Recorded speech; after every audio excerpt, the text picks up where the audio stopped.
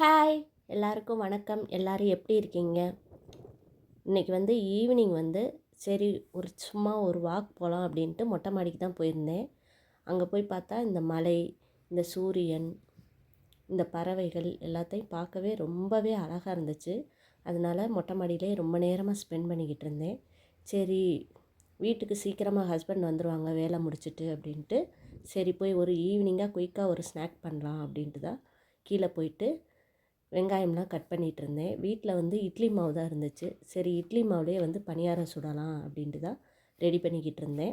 இட்லி மாவே மறுநாள் சில பேர் தோசை மாவுக்கு கரைச்சிருவாங்க. அதனால் கொஞ்சம் தண்ணி ஆயிரும்.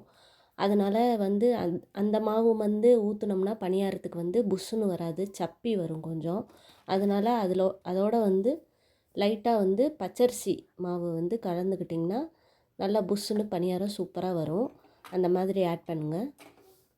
சேர்த்துட்டு அதை நல்லா தோசை மாவு பதத்துக்கு நல்லா கரைச்சி வச்சுக்கலாம். கரைச்சி வச்சுட்டு ஒரு கடாயில் எண்ணெய் ஊற்றிட்டு கடுகு, உளுந்தம்பருப்பு, கடலைப்பருப்பு, அப்புறம் நம்ம கட் பண்ணி வச்சுருக்கிற வெங்காயம், பச்சை மிளகா, கருவேப்பிலை எல்லாத்தையும் ஆட் பண்ணிக்கிட்டு கொஞ்சமாக பெருங்காயத்தூள் சேர்த்துட்டு ஒரு கண்ணாடி பதத்துக்கு மட்டும் வதக்கி விடலாம்.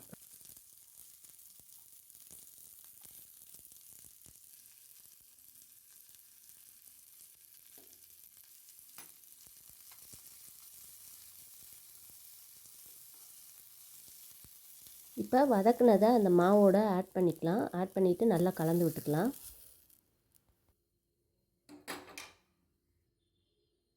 இப்போ பணியார கடாய் அடுப்பில் வச்சுட்டு கொஞ்சம் ஹீட் ஆனதுக்கப்புறமா எண்ணெய் சேர்த்துட்டு எண்ணெயும் லைட்டாக ஹீட் ஆனதுக்கப்புறமா ஊற்றுங்க. அப்போ தான் நல்லா மொறு மொறுன்னு ஒட்டாமல் சூப்பராக வரும்.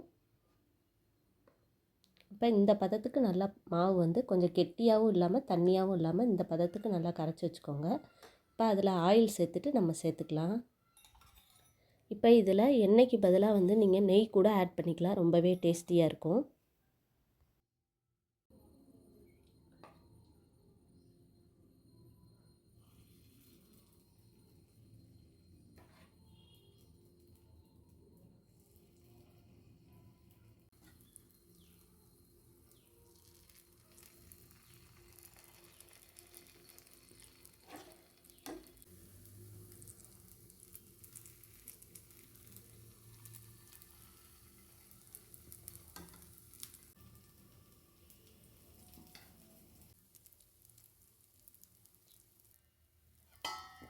பணியாரம் சூப்பராகவே ரெடி ஆகிட்டுருக்கு.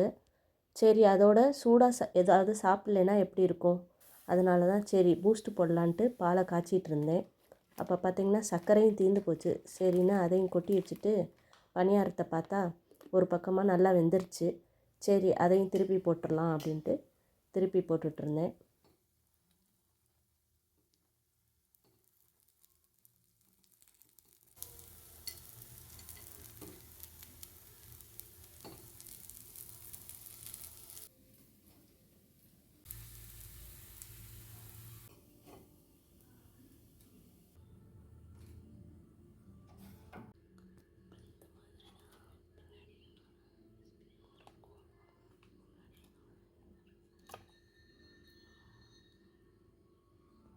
இப்போ பணியாரம் சூப்பராக ரெடி ஆயிடுச்சு.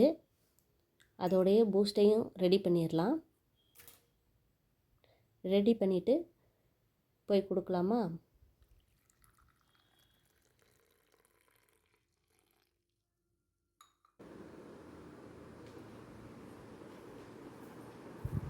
தேங்க்யூ. எப்படி இருக்குது சொல்லுங்கள். எங்களோட மாலை பொழுது இப்படி தாங்க ரொம்ப அழகாக அருமையாக போச்சு. இந்த வீடியோ உங்களுக்கு பிடிச்சிருந்துச்சுன்னா மறக்காமல் சப்ஸ்கிரைப் பண்ணிவிட்டு பெல் பட்டனையும் அமுக்கிடுங்க. இன்னொரு அழகான வீடியோவில் நம்ம எல்லோரும் சந்திக்கிற வரைக்கும் உங்கள் எல்லாத்துக்கும் பாய்.